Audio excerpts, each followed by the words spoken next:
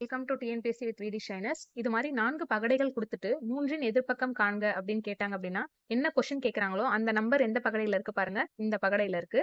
இப்போ 3, 6, 5ன்னு இருக்கா இந்த பகடையில. இதுல இருக்கிற ஏதாவது ஒரு நம்பர் சேமா இருக்கிற பகடை எது பாருங்க. 3, 6, 5. ஃபர்ஸ்ட் பாத்தீங்கன்னா 5, 6ன்னு 2 நம்பர் சேமா இருக்கு. இங்க 6, 5, 5, 6. ஸோ இதை எடுக்கக்கூடாது.